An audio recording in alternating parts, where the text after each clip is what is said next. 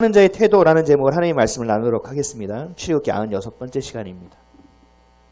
우리의 모든 삶에는 반드시 있어야 될 것이 있습니다. 필요한 것, 많지요 필요한 것. 근데 가장 중요한 것이 뭐냐면 부르심이라는 거예요. 우리가 이 땅을 살아가는 이유이자 목적이에요. 그 부르심, 흔히 말하는 콜링이라고 얘기하죠. 우리가 이 부르심, 콜링만 알면요, 사실 어떤 환경도 견뎌낼 수 있어요. 어떠한 상황에서도, 어떠한 열악한 상황에서도 이겨낼 수 있어요.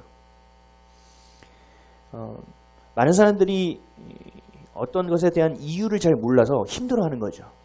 내가 이러한 어려운 삶을 살아야 돼. 언제까지? 이거를 알면 사실은 버텨낼 수 있거든요. 근데 그거를 모르니까 힘드는 거예요. 내가 이런 일들을 해야 되고, 이런 어려움을 감수해야 되고, 내가 이런 고통과 상처에 있어야 돼. 왜? 이게 이유만 우리가 합당하게 알게 되면 사실은 모든 문제가 거의 다 해결이 돼요. 그래서 우리가 뉴스를 보면 살인자가 있잖아요. 아니면 요즘 아이들 학대하고, 그리고 학대해서 죽은 아이들도 있죠. 그때 사람들이 가가지고 피켓 들고 막 뭐라고 하죠. 그러면서 하는 말이 있어요. 왜 죽였어? 왜 죽였어? 사실 왜 죽였어? 안다고 그 사람이 다시 돌아오는 것도 아닌데 사람들은 거기에 포커스를 맞춰요. 왜요? 그게 굉장히 중요하기 때문이에요. 왜 그랬냐는 거죠. 그걸 안다면 우리는 어떤 여건도 사실 버텨낼 수 있고 견뎌낼 수 있고 살아낼 수 있습니다. 우리의 삶의 모든 질문의 답도 사실은 이런 부르심에 있어요. 이 부르심만 해결되면 모든 답은 해결됩니다. 세상 것이 아닌 하나님이 우리에게 주신 소명, 이것이 바로 부르심이에요. 예수님을 인격적으로 만나서 그 죄가 깨달아지고 그 십자가의 은혜가 믿어지는 것, 이것이 바로 소명의 시작점이에요. 제가 그저께인가요? 며칠 전에 한 10년 전에 알던 지인을 만났어요.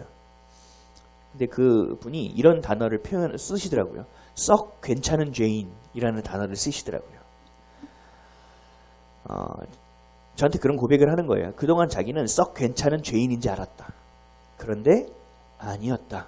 진짜 내가 신앙생활을 제대로 하고 싶다라는 말이 요점이었어요. 썩 괜찮은 죄인. 많은 사람들이 이렇게 생각해요. 이런 표현을 잘 몰라서 그렇지. 나는 썩 괜찮은 죄인이야. 죄인이라는 건 인정해요. 근데 저 사람에 비하면 난 좀 괜찮지. 저 사람에 비하면 야, 나는 죄도 아니지. 저 사람에 비하면 나는 아유 진짜 날아다닌다 날아다녀. 이런 생각을 하고 있는 사람들이 사실 우리의 모습이라는 거죠. 이게 바로 썩 괜찮은 죄인이라는 거예요. 사실은 그런 죄인은 없습니다. 죄인은 죄인이지 썩 괜찮은 죄인은 없어요. 감옥 한번 예를 들어볼게요. 감옥에 있어요. 우리 그런 영화들도 많잖아요. 감옥에 가면 그 안에 서열이 있어요. 그래서 밖에서 잘 나가는 사람은 안에서도 잘 나가요. 왜요? 비호 세력이 있으니까. 자기의 밑에 있던 사람들이 들어와 있거나 아니면 돈이 많아서 그 교정 당국에 있는 높은 사람들에게 뭔가를 이렇게 갖다 바치고 상납해서 자신이 이 안에서도 좀 좋은 생활을 누리는 사람들이 있어요.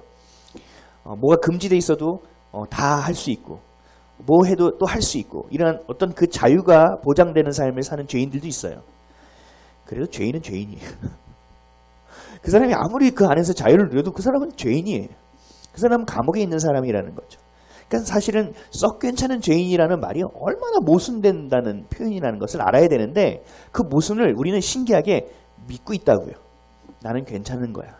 난 괜찮을 거야. 나는 썩 괜찮은 죄인이야. 하나님이 생각하실 때 기준과 우리가 생각했을 때의 기준은 많이 달라요. 우리가 나는 죄가 작아, 저 사람은 죄가 커, 이거는 우리의 생각이에요. 하나님의 잣대와 기준은 달라요. 우리가 인식하지 못하는 죄가 상당히 많거든요. 많은 사람들이 하나님을 하나님으로 믿지 않아요. 그럼 뭐죠? 그것도 죄예요. 하나님을 하나님으로 믿지 못하는 것이 가장 근본적인 죄예요. 왜? 하나님 우리 세포에 하나님이 너의 아버지라는 것을 다 새겨놓았거든요. 그래서 성경을 통틀어서 보면 그것을 예수를 내가 모르고 성경을 읽지 않아도 알 수 있다는 거예요. 하나님은. 왜요? 양심이라는 것을 주셨다는 거죠. 그리고 두 번째는 율법이라는 것을 주셔서 죄를 인지할 수 있게 해주셨다는 거죠. 또 세 번째는 성령이 우리 가운데 와주셔서 그 죄가 뭔지를 깨닫게 순간순간 말씀해 주신다는 거죠. 그러니까 죄에 대해서 점점 더 민감해지겠죠. 그리고 죄의 그 범위가 점점 넓어지겠죠. 그래서 우리가 존경하는 어떤 목사님들이나 성직자들이 이렇게 얘기를 들으면 저는 죄인일 뿐입니다. 사도 바울도 마찬가지죠. 나는 괴수 중에 괴수. 난 죄인 중에 죄인이라고 고백했죠. 왜요? 우리 일반적인 사람들이 썩 괜찮은 죄인이라고 여기면서 요만한 죄를 보고 별건 아니야 라고 생각하지만 정말 주님 안에서 죄로 인하여 너무 힘들고 정말 주님 안에서 거룩함을 갖고 하나님의 자녀로 살고 싶은 사람들, 더 주님 앞에 나아가 양심과 율법과 성령 안에서 이것을 죄로 인정하는 사람들은 이 조그만 썩 괜찮은 죄인이라고 보는 이 작은 죄가 굉장히 크게 보이는 거예요. 야구 선수들이요, 그 공을 던지는 순간 내가 어디를 쳐야 되겠다 하고 치지 않으면 못 쳐요. 보고 치면은 못 친다고요. 공이 빨라서. 근데 어느 날 야구 선수들이 컨디션이 좋은 날이 있대요. 그러면 공이 들어오는데 수박만하게 보인대. 공이. 그래서 야구 선수들은 골프공으로도 연습을 해요. 더 작은 공, 더 극단적인 상황 가운데서. 그것처럼 죄도 우리에게 그렇게 보여진다는 거죠.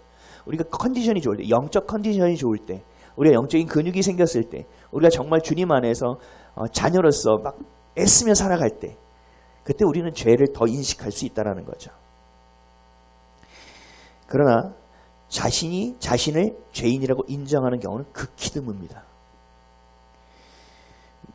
만약에 자신이 자신을 죄인이라고 인정했으면 부르심이 이미 시작되었어요. 그래서 주님이 우리에게 주신 그 길, 예비된 플랜이 작동하고 있어요. 근데 우리가 죄인임을 인정하지 않잖아요. 그러면 스타트되어 있는 거예요. 부르심은 아직 시작도 안 됐어요. 사랑하는 성도 여러분, 죄를 인정하는 것이 사실 시작점이에요. 내가 죄인이라는 것이 시작점이라고요.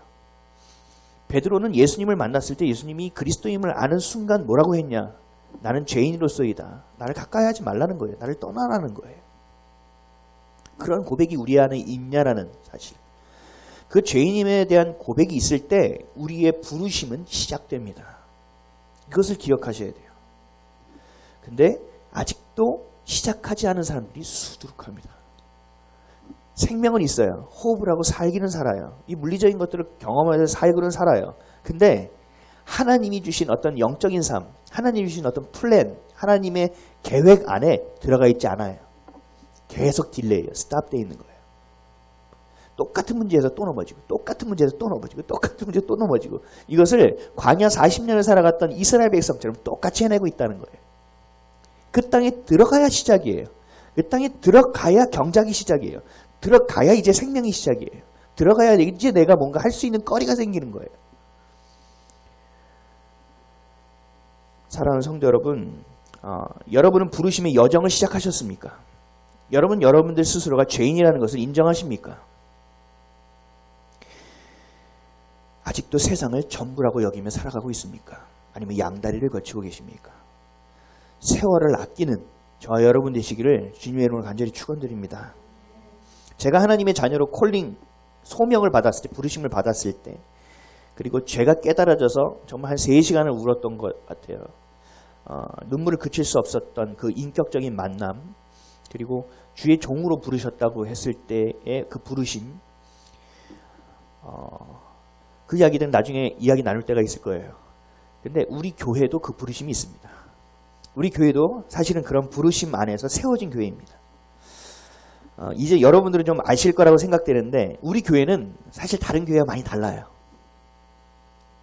우리 교회는 세상적인 퀄리티는 따지지 않습니다. 세상적인 퀄리티는 없습니다. 삶의 스펙을 강조하지도 않습니다. 그래서 사실은 제가 여러분들의 직업을 순간순간 까먹을 때가 있어요. 왜냐하면 여러분들의 직업이 사실 저에게 중요하진 않아요. 저에게 중요한 것은 여러분들의 생명이 중요한 것이고, 여러분의 그 삶이 중요한 것이고, 여러분들이 하나님 앞에 서는 존재가 중요하기 때문에 제가 그럴 때가 있어요. 그러니까 삶의 스펙을 강조하지 않는다는 거죠. 세상의 재료로 교회를 세우지도 않습니다. 예수 그리스도만을 예배하는 교회, 만민이 기도하는 아버지의 집, 그리고 생명과 사랑과 복음을 전하여 영혼을 살리는 곳, 교회. 성경에서 말하는 본질만 붙들고 가는 교회로 세워진 것. 이것이 하나님이 저에게 개척을 시작할 때 교회에 대한 부르심이었어요. 그래서 모여주시는 분들 안에서 예배하면 돼요. 그리고 주님이 주시는 만큼만 걸어가면 돼요. 그리고 주님이 보여주시면 보여주신 안에서 나아가면 돼요. 그것이 내가 10밖에 걸어가지 못하는 주님 20을 보여주시면 치고 20까지 돌파해내면 되는 거예요. 근데 내가 20까지 갈 준비가 되는데 주님이 잠깐 멈추래요. 5까지만 가래요. 5까지 가고 멈춰 있는 거예요. 사실은 이것만한 본질은 없는 거거든요. 이게 바로 동행이라는 거예요. 이것이 바로 하나님의 계획하심을 인정하고 그 다스림 안에 있는 거죠. 제가 처음에 그 주의 종으로 부르심을 받았을 때 하나님께 기도한 게 하나 있어요. 하나님, 저에게는 교회 개척의 기억자도 꺼내지 말아주세요. 하나님 콜? 그러고 왔어요. 그랬더니 제가 개척을 하게 된 거죠. 그것도 제가 사실 대학교 교수의 자리로 갈 수 있는 기회가 있었어요. 그럼에도 불구하고 사실은 교회 개척을 굳이 고집할 필요는 없었거든요. 근데 하나님이 저에게 교회 개척에 대한 부르심을 주셨기 때문에 어쩔 수 없이 간 거예요. 그리고 그 안에서의 저 안에서의 마음도 그런 동의가 있었어요. 이 아이비 처치를 개척할 때 사실 저는 거부했습니다. 하나님한테 싫다고 그랬어요. 하나님 저 안 할래요. 하나님, 제가 그대로 했던 얘기 그대로 해드릴게요. 하나님 참 욕심도 많으십니다. 교회가 이렇게 많은데 한상가에 교회가 2개, 3개씩 있는 곳도 있는데 저까지 굳이 끌어다가 교회를 개척하게 하시는 이유가 뭡니까? 토시지 하나 빼지 않고 똑같이 얘기한 거예요. 하나님께 이렇게 기도했어요. 복지단에서 6, 7년을 그렇게 사회복지사로서 사회복지를 배우게 하셨으면 됐지. 그러면 그걸로 쓰게 하시면 되지. 교회 개척이 웬 말입니까? 웬 말이냐? 웬 말이냐? 주님께 반기를 든 거예요. 그리고 따지기도 해봤고 하나님께 하소연도 해봤어요. 이 시절에 정말 많이 걸었어요. 기도를 그냥 앉아서 못하는 거예요. 답답해서. 불이 나는 거예요. 불이. 걸어다니면서 기도하는 거예요. 하나님 보세요. 저기도 교회 있죠. 보세요. 저기도 교회 있죠. 하나님. 그렇게 계속 기도했다고요. 그리고 밤에 꺼지면 막 십자가 불빛 있잖아요. 보셨어요, 주님? 하나님. 이러고 제가 기도했다고요. 근데 하나님이 제 마음에 똑똑히 들리도록 말씀해 주신 것이 있어요. 이렇게 말씀하셨어요. 네 말이 맞아. 많이 배우고 설교 잘하는 목사도 많아. 그리고 좋은 프로그램이 있고 시설도 좋은 교회도 많아. 근데 깨끗한 그릇이 없다? 저한테 그 얘기를 하셨어요. 깨끗한 그릇이 없다고요? 교회인데요? 교회가요? 왜요? 그런데 하나님이 없대잖아요. 없다는데. 물론 하나도 없진 않을 거예요. 너무 적다는 거겠죠. 그래서 저는 두말하지 않고 순종하기로 했습니다. 근데 이 순종이 이 안에 약간 전부 전적인 동의는 아니었어요. 이 안에서는 무슨 마음이 있었냐면 정말? 깨끗하기만 하면 되는 거네? 정직하기만 하면 되는 거네? 하나님이 나를 오지로 선교사를 보내는 것도 아니고 교회를 개척하여 1,000 성도를 이뤄라? 야 김포를 복음하라? 이런 것도 아니고 깨끗하기만 하고 정직하기만 하면 되라는 거네? 그 순간 제 잔머리가 돌아간 거죠. 그래서 알았어. 그럼 오케이 주님 다른 말 하기 없기. 그리고 제가 순종하고 땡 잡았다 생각하고 개척을 한 거예요.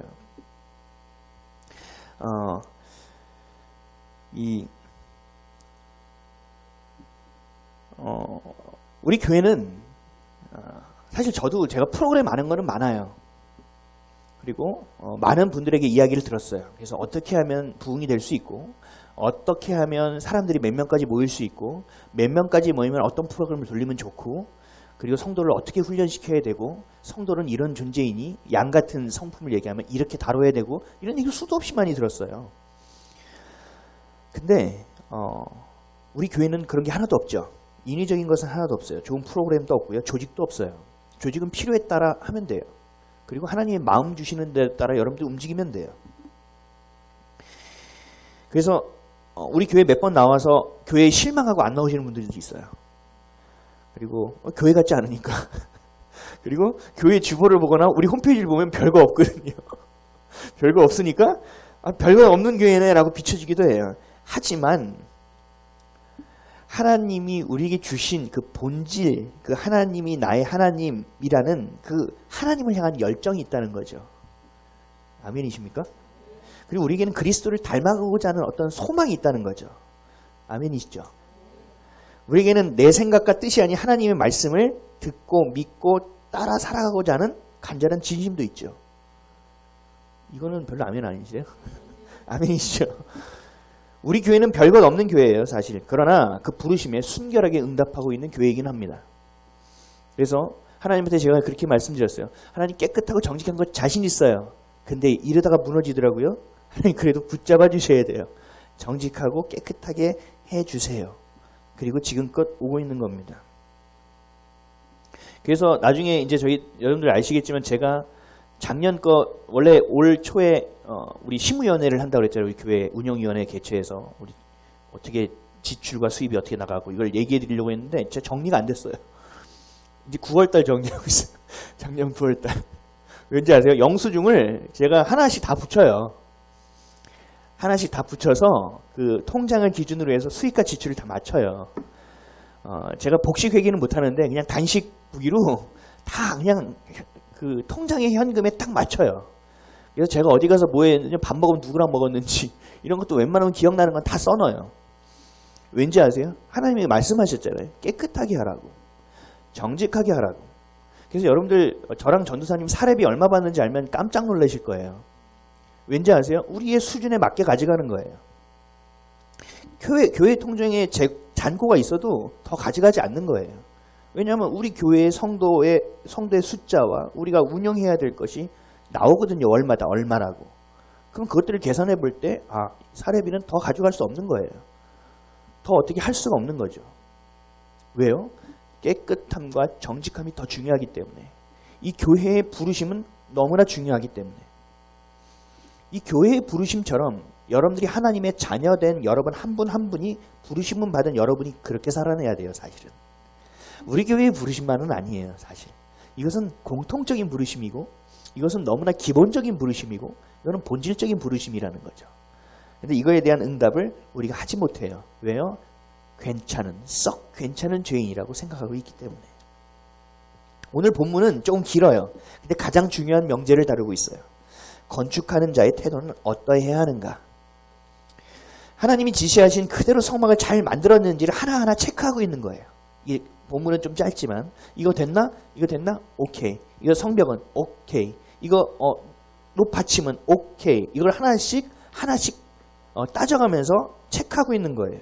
그게 오늘의 본문이에요. 사랑하는 성도 여러분, 오늘 이 본문을 통해서 여러분 부르심의 소망의 눈이 밝혀지길 원합니다. 그리고 여러분 정직함과 깨끗함, 정결함이 회복되시길 원합니다. 아멘이십니까?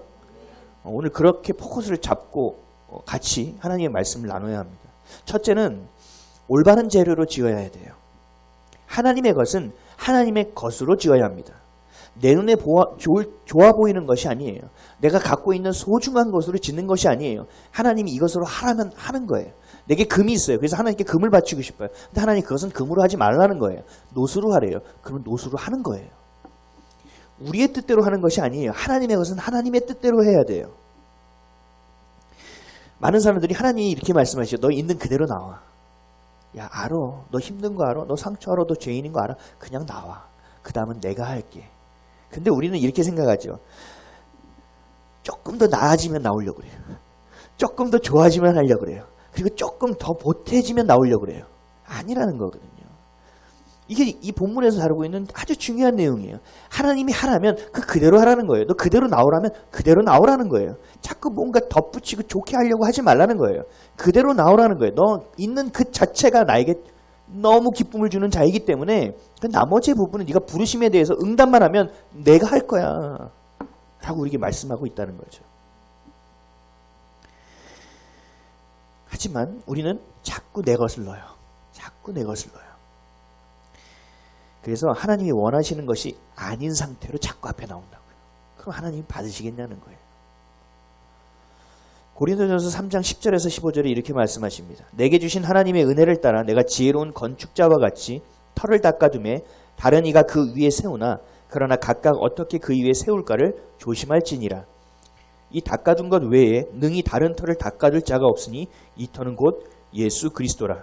만일 누구든지 금이나 은이나 보석이나 나무나 풀이나 짚으로 이 터 위에 세우면 각 사람의 공적이 나타날 터인데 그날이 공적을 밝히리니 이는 불로 나타내고 그 불이 각 사람의 공적이 어떠한 것을 시험할 것임이라. 만일 누구든지 그 위에 세운 공적이 그대로 있으면 상을 받고 누구든지 그 공적이 불타면 해를 받으리니 그러나 자신은 구원을 받되 불 가운데서 받은 것 같으리라. 아멘. 좀 어려운 말인 것 같지만 하나님이 주신 재료로 짓지 않으면 나중에 어떤 시험과 환난과 하나님의 어려움과 아니면 세상의 어려움으로 인하여 그 불로 인하여 하나님의 것이 아닌 것은 다 타고 없어진다는 얘기예요. 이해가 되세요? 하나님의 것만 남는다는 얘기예요. 우리 안에 있는 것들이. 어떠한 것으로 하는데도 내가 아무리 좋은 것을 한다 하더라도 하나님의 것만 남는다는 거예요. 결국은. 그리고 더한 말이죠. 하나님의 방법, 하나님의 말씀하신 재료대로 그대로 짓지 않는다면 결국 우리까지도 화를 입게 될 거라고 말씀하시는 거죠. 예배를 드리는 형식과 모습이 중요한 것이 아니라 내가 누구를 향하는 것인가, 내가 오늘 왜 여기서 하는 것인가, 내가 누구를 위함인가, 내가 마음과 뜻과 성품과 생명을 다하여 주님을 향하고 있는가, 이게 더 중요하다는 얘기예요. 자칫 우리가 예배를 드리는데 이 예배를 드리는 것이 우상을 향하는 것일 수 있습니다. 우리가 십자가를 보고 예수를 믿는다고 하지만 내가 여기 앉아서 설교를 듣고 내가 찬양을 하고 있지만 그 찬양을 받는 대상이 예수님이 아닐 수도 있습니다. 굉장히 무서운 얘기예요. 하나님 말씀하셔야 그래서 너희가 신령과 진정으로 예배하라고. 마음을 다하여 예배하라는 거야. 집중하라는 거거든요. 오늘도 이 시간 한국 교회에서 수많은 교회에서 예배를 아마 드리고 있을 거예요. 그래서 우리는 예배하는 자가 많을 거라고 생각하죠. 그렇지 않은 거예요. 하나님이 모실 때는. 그래서 이렇게 말씀하세요. 요한복음 4장 23절에서 24절. 아버지께 참되게 예배하는 자들은 영과 진리로 예배할 때가 오나니 곧 이때라. 아버지께서는 자기에게 이렇게 예배하는 자들을 찾으시느니라. 하나님은 영이시니 예배하는 자가 영과 진리로 예배할지니라. 아멘. 참되게 예배하는 자를 찾고 있다. 이걸 거꾸로 얘기하면 뭐예요? 참되게 예배하는 자를 찾기가 매우 어렵다라는 얘기죠. 진심으로 마음을 다해 내 생각이 아닌 하나님의 말씀으로, 하나님의 은혜로, 하나님의 사랑으로 예배하는 것, 세련된 것을 찾고 멋져 보이고 굉장히 나이스해 보이는 것으로 예배드리는 것이 아니라 내 안에 있는 진정성을 갖고 내 안에 있는 진심으로, 전심으로 하나님을 향하여 나오라는 거예요. 그게 예배라는 거예요. 근데 그런 예배자가 없다라는 얘기거든요. 오늘 보면 32절 말씀 한번 읽어볼까요? 32절이요. 시작. 이스라엘 자손이 이와 같이 성막 곧 회막의 모든 역사를 마치되 여호와께서 모세에게 명령하신 대로 다 행하고. 아멘. 모세는요 자신의 생각을 보태거나 자신의 생각으로 뭘 빼지 않았어요. 뭐라고 말씀하세요? 명령하신 대로 다 행했다고 나와요. 이것을 성경의 단어로 하나를 딱 정의하면 뭔지 아세요? 거룩이라는 단어예요.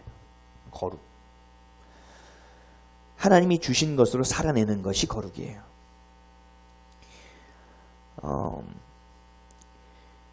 하나님 왜 우리에게 거룩하라고 하실까요? 하나님 왜 우리에게 거룩하라 하실까? 하나님의 자녀답게 살아야 되기 때문에, 하나님이 거룩하니 너희도 거룩하라고 명령하셨기 때문에, 그래야 우리가 거룩해야 하나? 하나님이 우리를 거룩해야 한다고 계속 억지를 부리고 계신 것은 아닐까? 거룩함은요 하나님의 뜻이기 때문이에요. 우리를 향한 하나님의 뜻이에요. 그리고 그 뜻대로 살아가는 것이 우리의 삶이 되는 거예요.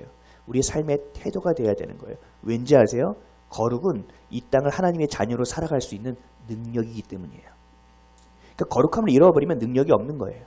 그러면 이리저리 휘둘리는 인생이 살고 세상의 것과 땅의 것과 하나님의 것을 구분하지 못해요.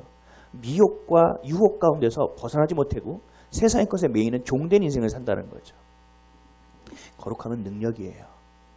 레위기 11장 44절에서 45절에 이렇게 말씀하세요. 나는 여호와 너희의 하나님이라. 내가 거룩하니 너희도 몸을 구별하여 거룩하게 하고 땅에 기는 길짐승으로 말미암아 스스로 더럽히지 말라. 나는 너희의 하나님이 되려고 너희를 애굽 땅에서 인도하여 낸 여호와라. 내가 거룩하니 너희도 거룩할지어다. 아멘. 이 땅을 살아가는 사람처럼 살지 말라는 거예요. 내가 너희의 하나님이고 너희는 내 자녀니까 너희는 거룩함으로 충분히 살아낼 수 있어. 다른 이 땅에 기는 짐승처럼 더럽히면서 살지 말라는 거예요. 온전하게 나와 내 앞에. 그래서 거룩함은 우리가 뭐라고 들었죠?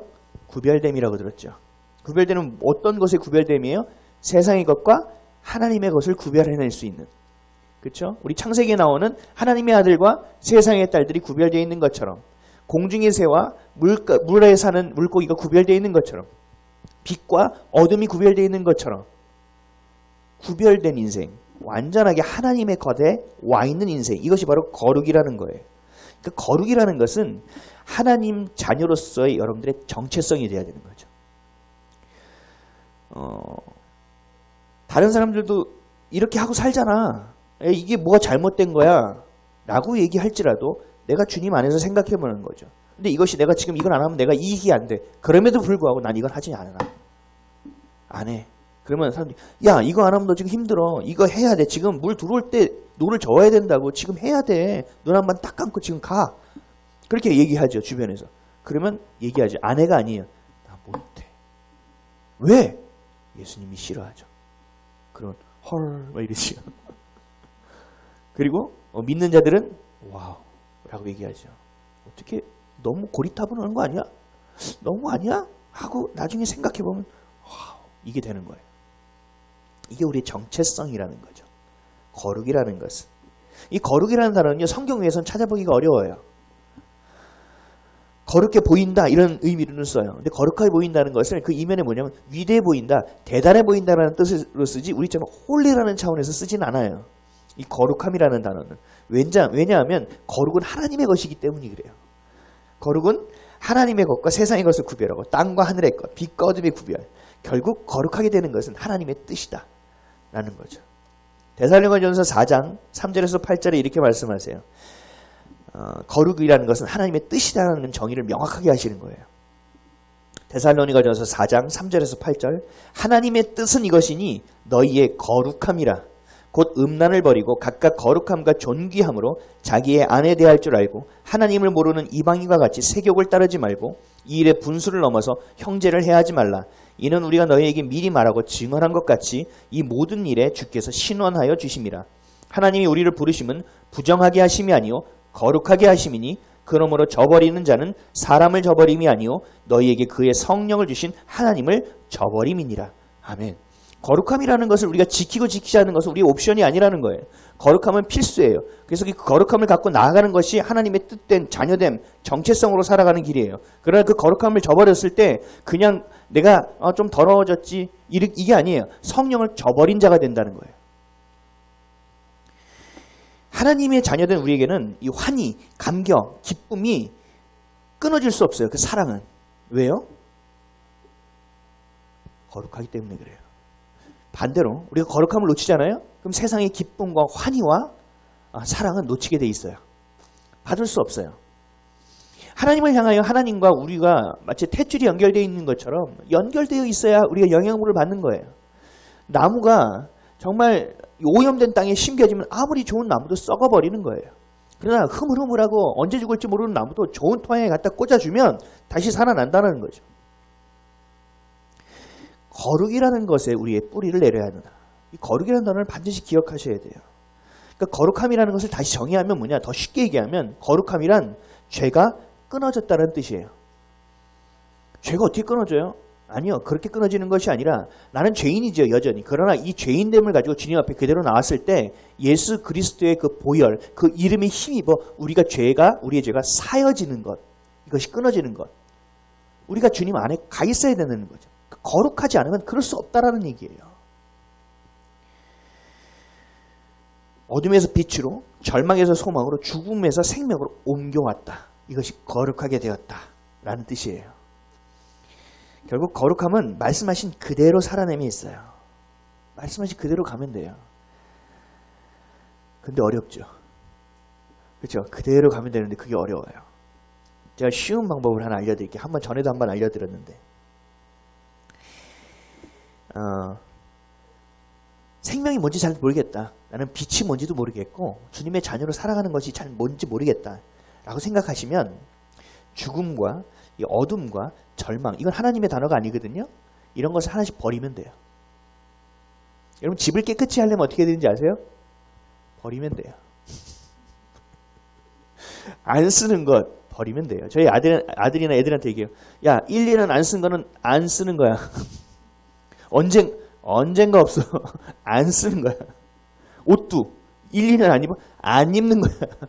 누군가 이거 그래서 빨아서 내놓든가 아니면 녹색 함에다 갖다 넣어놓든가 누구를 주든가 해야 돼. 이거는 안 입는 거야. 본질이 뭔지 모르겠다. 정말 본질이 모르겠어. 그럼 비본질적인 요소, 본질이 아닐 거라 여기는 걸 하나씩 버리면 돼요. 저는 생각이 너무 복잡해요. 하나님의 것이 아닌 것 같은 거를 하나씩 버리면 돼요. 그러면 본질이 드러나요. 공간이 드러나요. 내 미천이 드러나요. 내가 정말 죄인이구나 하는 것이 드러나요. 하나씩 버리면 돼요. 그리고 더 쉬운 거, 하나님을 좋게 하려면 어떻게 해야 돼요? 하나님이 싫어하는 거 안 하면 돼요. 하나님 싫어하는 거 버리면 돼요. 근데 잠언에 이걸 아주 명확하게 말씀하셨거든요. 잠언 6장 16절에서 26절 좀 길지만 잘 들어보세요. 여호와께서 미워하시는 것 곧 그의 마음에 싫어하는 것이 67가지니 곧 교만한 눈과 거짓된 혀와 무죄한 자의 피를 흘리는 손과 악한 계교를 꾀하는 마음과 빨리 악으로 달려가는 발과 거짓을 말하는 망령된 증인과 형제 사이를 이간하는 자이니라. 내 아들아, 내 아비의 명령을 지키며 내 어미의 법을 떠나지 말고 그것을 항상 내 마음에 새기며 내 목에 달라. 그것이 내가 다닐 때에 너를 인도하여 내가 잘 때에 너를 보호하며 내가 깰 때에 너와 더불어 말하리니 대저 명령은 등불이요 법은 빛이요 훈계의 책망은 곧 생명의 길이라. 이것이 너를 지켜 악한 여인에게 이방 여인의 혀로 호리는 말에 빠지지 않게 하리라. 내 마음에 그의 아름다움을 탐하지 말며 그 눈꺼풀에 홀리지 말라. 음료로 말미암아 사람이 한 조각 떡만 남게 되며 음란한 여인은 귀한 생명을 사냥함이니라. 아멘. 마귀의 정체에 대해서 얘기할 때 요한복음 10장 10절에 이렇게 말하죠. 마귀의 본질은 뭐예요? 도적질하고 죽이고 멸망시키는 것. 예수님은요. 자신의 생명으로 우리를 살려내는 것. 이게 본질이잖아요. 중요한 정체성이잖아요. 사단의 정체성. 이렇게 한다죠. 우리가 하나님이 싫어하는 것을 하면 어떻게 돼요? 사람이 한 조각 떡만 그냥 육체만 남는 거예요. 음란한 여인은 이 사단은 귀한 생명을 사냥함이 빼앗긴다라는 거예요. 그냥. 그러니까 우리는 어떻게 해야 돼요? 이것 중에 이거를 하면 버리는 거예요. 하나씩. 이게 인지가 되면 스탑할 수 있거든요. 멈출 수 있거든요. 우리가 맨날 내 생각의 패턴으로 막 돌아가기 때문에 인식을 못해요. 죄든 뭐든. 근데 내가 죄의 것을 알고 나쁜 것을 하나님이 싫어하는 것을 버리다 보면 사실 이게 브레이크가 걸리는 타이밍이 하나씩 생겨요. 그때 내가 멈춰야 돼요. 내 감정이 욱해도 멈춰야 되고 내가 어떤 상황에도 내가 멈춰야 되고 그러지 않으면 악으로 달려가는 발이 되는 거죠. 가속이 붙어요. 거룩은 하나님이 싫어하는 것을 하지 않은 일임과 동시에 우리의 생명을 지키는 힘이라는 사실. 이거를 기억하셔야 돼요. 하나님의 뜻으로 살 수 있는 길을 분별할 수 있도록 돕는 것이 바로 거룩이에요. 많은 사람들이 거룩을 생각하면 이런 단어를 떠올려요. 세상의 도덕과 세상의 윤리와 어떤 선함에 대한 기준. 아니에요. 완전히 착각하는 거예요. 하나님의 뜻은 성경에 빼곡히 기록되어 있어요. 세상의 정의, 법, 하나님의 공의 안에 있어요. 하나님의 공의가 훨씬 넓다는 얘기죠. 그래서 우리는 성경을 읽어야 돼요. 옳고 그름을 내가 판단하는 것이 아닌 하나님의 관점으로 읽어내야 돼요. 그래서 거룩함은 우리가 하나님의 자녀로서 이 땅을 살아갈 수 있는 유일한 길이에요. 다른 선택이 없어요. 거룩은 세상의 것과 구별해내는 것이며 내 생각으로 살지 않고 주신 말씀 그대로 행하는 것, 그렇게 살아가는 것을 임을 기억하시며 그대로 따르기로 결단하는 저와 여러분 되시기를 주님의 이름으로 간절히 축원드립니다. 둘째로 그럼 어떻게 지어야 하는 거예요. 어떤 재료로 지어야 되는지는 아셨잖아요. 그러면 이제 어떻게 지어야 하느냐. 하나님은 하나님의 일을 하기 위해서 뭘 만드셨냐면 교회라는 것을 만드셨어요. 그래서 교회를 통하여 하나님은 일하세요. 근데 이 교회의 비밀은 어디 있냐? 가정에 있어요. 가정이 세워져야 교회가 세워져요. 그래서 초대교회에는 늘 가정의 교회가 세워져 있었어요. 결국 나 스스로가 온전히 주님 안에서 거룩함으로 세워져 있지 않으면 우리의 가정은 세워질 수 없어요. 우리의 가정이 거룩함으로 세워져 있지 않으면 우리 교회는 거룩함으로 세워질 수 없어요. 그러니까 결국 우리 한국교회의 현실을 지금 한번 쫙 보세요. 거룩함은커녕 너무 어려운 상황이 있죠. 물론 전부 다 그렇다는 얘기는 아니에요. 그렇잖아요. 그럼 뭐가 문제냐? 가정의 문제라는 거예요. 야, 우리 가정이 문제네. 가정이 흔들렸네. 가정의 기준이 없네. 명확한 정의가 없네. 다 같이 한 곳을 보고 있지 않네. 무엇이 옳고 그른지 분별을 못하네. 근데 이게 누구 문제예요? 나의 문제예요. 아유, 안 깨어있네. 내가 아니에요. 내가 깨어있으면 되는 거예요. 우리 집에서 내가 작은 촛불 같은 불빛이라도 내가 비추고 있으면 밝혀진다니까요. 결국 나로부터 시작하여 가정이 세워지고, 이 가정이 세워져야 교회가 지어지는 거예요. 그래야 우리는 하나님이 주신 재료를 하나님의 것을 세워낼 수 있어요. 만들어낼 수 있다고요. 에베소서 2장 20절에서 22절에 이렇게 말씀하셨어요. 너희는 사도들과 선지자들의 터 위에 세우심을 입은 자라. 그리스도 예수께서 친히 모퉁이 돌이 되셨느니라. 그의 안에서 건물마다 서로 연결하여 주 안에서 성전이 되어가고 너희도 성령 안에서 하나님이 거하실 처소가 되기 위하여 그리스도 예수 안에서 함께 지어져 가느니라. 아멘. 그래서 건강한 교회를 세우는 일은 굉장히 중요한 일이에요. 여러분 전쟁이 일어나면 전쟁 영화 보셨죠? 그럼 베이스 캠프라는 단어가 나와요. 후방에. 베이스 캠프는 뭔지 아세요? 거기에 높은 사람들이 있어서 전략 전술을 짜요. 그래서 어디 부대는 어디로 보내고 어디 부대는 어디로 보내고 그리고 어떤 보급을 갖고 어디에 보급해야 될지를 하는 것이 베이스 캠프예요. 교회가 베이스 캠프의 역할을 한다는 거죠. 이 가정, 저 가정, 이 가정, 저 가정이 있어요. 이 영혼, 저 영혼이 있어요. 그럼 이 영혼을 어떤 것으로 공급해야 되느냐? 어떤 길을 열어줘야 되느냐? 어디로 전진할 수 있게 해야 되느냐? 어디를 돌파해야 되는지를 가르쳐야 되느냐? 그럼 베이스 캠프가 해야 될 역할이라는 거죠. 그러니까 결국 교회가 건강하지 않으면 또 가정은 건강할 수 없고 또 나도 건강할 수가 없는 거예요. 그래서 하나님 말씀하셨잖아요. 에베소서 말씀. 그리스도 예수 안에서 함께 연결되어 성전이 되어가며 함께 지어져 가느니라. 그러니까 운명 공동체라니까요. 이거. 그래서 제가 저번에도 누군가에게 말씀드렸어요. 성도가 많은 게 좋은 게 아니에요. 라고. 왜요? 정말 내가 철저하게 정예가 되어 정말 주님 안에 생명을 드리는 이 심장을 끼워서 주님 앞에 딱 나와 앉아 있어서 몇 명이 안 돼도 정말 주님이 받으시는 아름다운 향기를 올려드리는 예배가 되어야 되는데 수백 명, 수천 명이 앉아 있으면 뭐 하냐고요. 앉아서 딴 생각하고 앉아 있으면 이건 예배 방해가 되는 거예요. 그래서 한 명 한 명이 깨어있는 일이 굉장히 소중하다.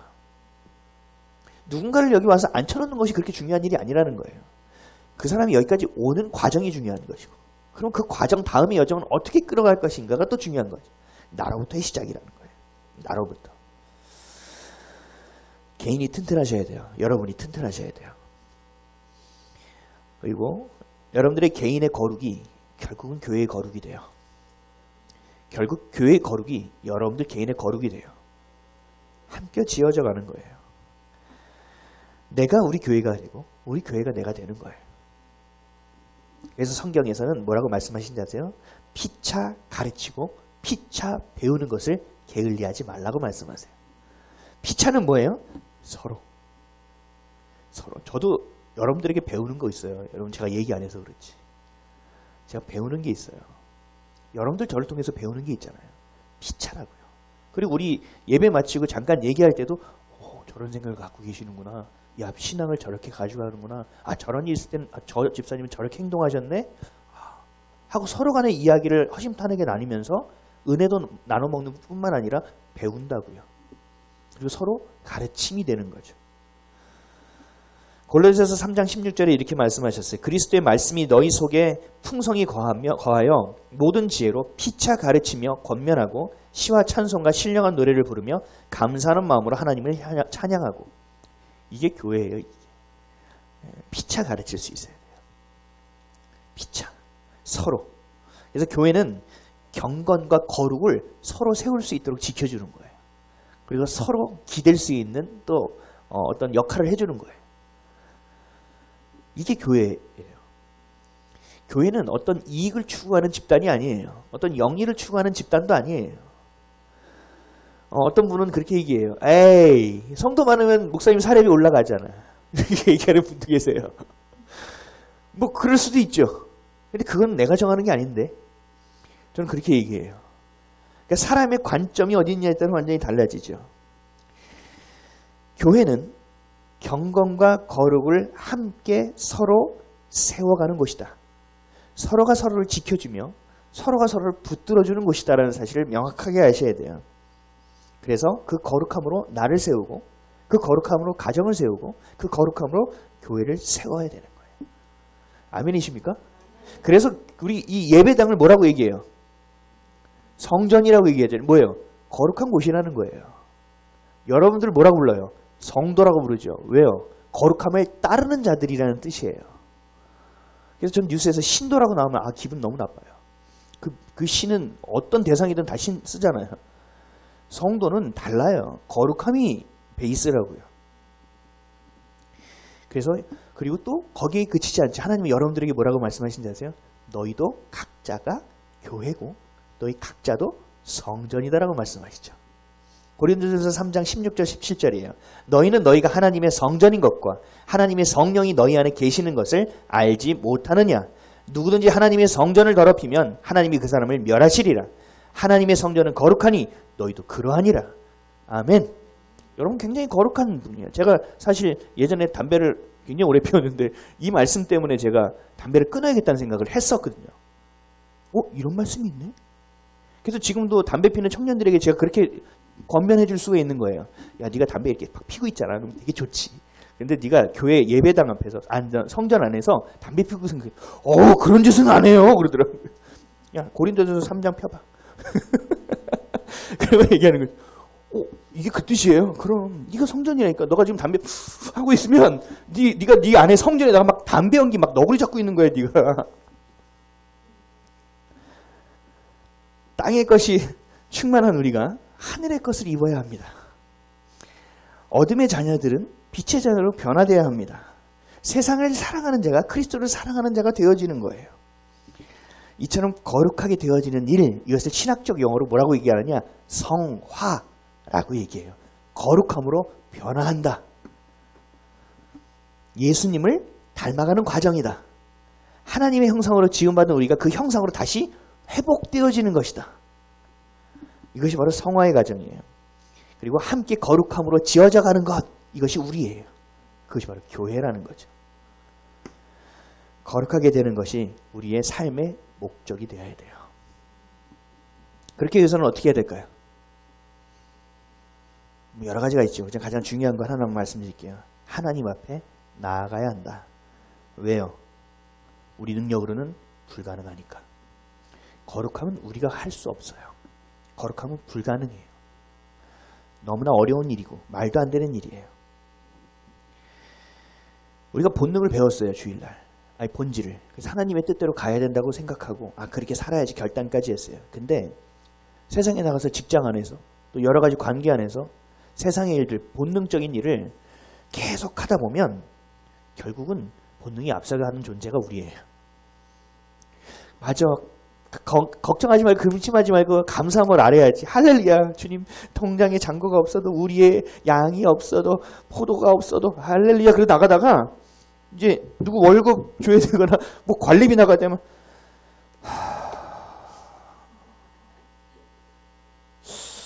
이렇게 된다는 거죠. 이게 우리 신앙이에요. 그래서 어떻게 되냐? 불가능하다는 거예요. 거룩이라는 것은. 그래서 주님 앞에 나아가야 된다는 거예요. 말씀 거룩? 말씀에 있죠? 그럼 말씀을 읽어야지. 말씀 읽는 대로 해야지. 냉장고에 붙이고 컴퓨터에 붙이고 막 핸드폰에 막 푸사에다 넣어놓고 막 보고 또 봐. 잘 안 된다니까요. 우리의 존재 자체가 그래요. 죄성이 안에 있기 때문에 우리는 본질을 향하지 않고 우리의 몸은 본능을 향하게 돼 있어요. 그래서 이것을 깨는 자리가 뭐냐? 기도의 자리라는 거죠. 기도할 때 무릎 꿇고 기도의 자리 들어가는 거 쉬우신 분. 저도 어려워요. 여러분 유튜브 보다 보면 시계 보면 헐 막 이러죠.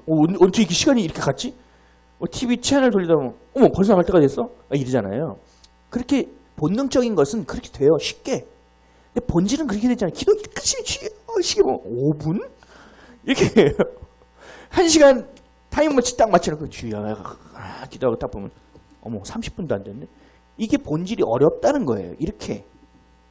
내 결단으로 되지 않아요. 그러나 결단해야 돼요. 그리고 어디 나와서? 기도의 자리에 나와서 누구에게 요청해요? 하나님께 요청해야 돼요. 그분은 거룩하신 분이거든요. 그는 거룩한 존재거든요. 그래서 내가 그 앞에 가서 그 빛을 받으면, 우리 봤잖아요. 모세가 하나님의 광채, 영광을 봤을 때 내려와서도 얼굴에서 광채가 나는 것과 같이 우리가 그렇게 되어지는 거예요. 거룩하게 되어지는 거예요. 좌절을 경험하셔야 돼요. 내가 거룩하려는데 안 됐네. 말씀대로 살려는데 또 안 됐네. 내가 기도하는데 또 안 됐네. 주님 어찌해야 됩니까? 이런 좌절을 경험하셔야 돼요. 그 영적 좌절을 경험하면서도 주님 앞에 머물러야 돼요. 그것을 여러분들 의지는 거기다 쓰는 거예요. 주님 어떻게 해야 됩니까? 그러면 알게 되죠. 나의 연약함을 인식하기 시작해요. 나의 부족함을 인식하기 시작해요. 나의 죄성을 인식하기 시작해요. 나의 헛됨을 찾기 시작해요. 그럼 다시 주님 앞에 죄인 모드로 들어가죠. 주님 긍휼히 여겨주십시오. 불쌍히 여겨주십시오. 도와주십시오. 그래서 하나님만 의뢰하고 하나님만 의탁하고 하나님만 의지하는 인생으로 바뀌어가는 거예요. 그게 거룩하게 되어지는 과정이에요. 그러니까 여러분들 뭘 하나는 쉽게 하려고 하지 마세요. 신앙을 갖는다는 건 굉장히 어려운 일이에요. 그 신앙을 갖는 것뿐만 아니라 그리스도인으로 살아낸다? 이건 더더욱 어려운 일이에요. 만만치 않은 일이에요. 그래서 우리 힘으로 안 되는 거예요. 주님의 손을 꽉 붙잡아야 된다고요. 이렇게 끊임없이 하나님을 향하여 나아가는 것, 이게 뭔지 아세요? 예배예요. 이것이 예배예요. 이것이 삶의 예배라고요. 거룩함으로 드리는 예배예요. 예배 가운데, 그 임재 가운데 우리에게 회복이 임하는 거예요. 회개를 통하여. 자기의 의의가 드러나고 온갖 세상의 것을 사랑하는 내 마음이 드러나서 그 은혜 없이는 살 수 없다는 것을 내가 고백하는 거예요. 그리고 형상이 주의 것으로 닮아지는 거예요. 이것이 바로 주님이 찾고 계시는 예배자의 모습입니다. 이것이 바로 하나님의 것을 건축하는 자의 태도가 되어야 돼요.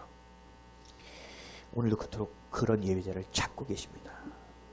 그러면 그런 자인지 아닌지 어떻게 알 수 있느냐까지 확인하는 것까지 돼야 돼요. 근데 성경에서 뭐라고 얘기하죠? 열매를 보면 알 수 있다고 말씀하시죠. 어떤 열매요? 성경에서는 9가지 열매를 얘기해 줍니다. 갈라디아서 5장 22절에서 25절.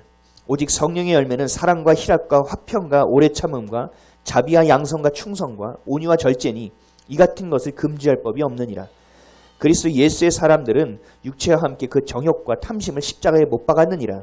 만일 우리가 성령으로 살면 또한 성령으로 행할지니. 아멘. 주의 것으로 살면 주님의 것으로 행하게 되어 있다라는 거예요. 주님이 내 마음 가운데 와 있으면 나는 그 마음을 그렇게 생각하고 말하며 살아가게 되어 있다라는 거죠.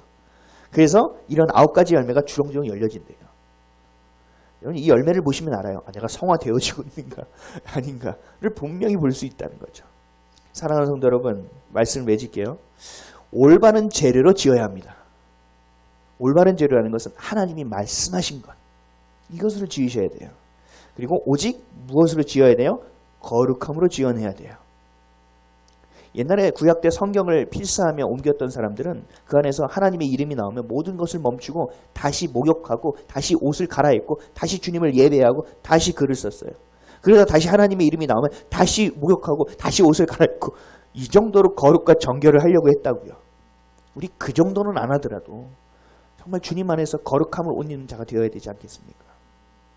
모세가 한 것, 모세와 같이 말씀하신 그대로 행해야 돼요. 그래야 거룩함을 능력을 잃지 않을 수 있어요. 이 땅을 자녀로서 살아갈 수 있다고요. 오늘 마지막으로 42절 43절 읽어볼게요. 42절 43절 시작. 여호와께서 모세에게 명령하신 대로 이스라엘 자손이 모든 역사를 마침에 모세가 그 마친 모든 것을 본즉 여호와께서 명령하신 대로 되었으므로 모세가 그에게 축복하였더라. 아멘. 축복은 거룩함으로 살아가는 자가 받는 상급입니다. 기억하시기 바랍니다. 거룩함이 없이는 살 수 없고 그러나 거룩함으로 살아갈 때 주님 우리에게 상까지 주시는 거예요. 거룩함의 능력을 경험하시기를, 말씀 그대로 행하며 살아가시는 여러분 되시기를, 저와 여러분 되시기를, 그런 한 주를 살아내시기를 예수 그리스도의 이름으로 간절히 축원드립니다. 아멘. 기도하겠습니다.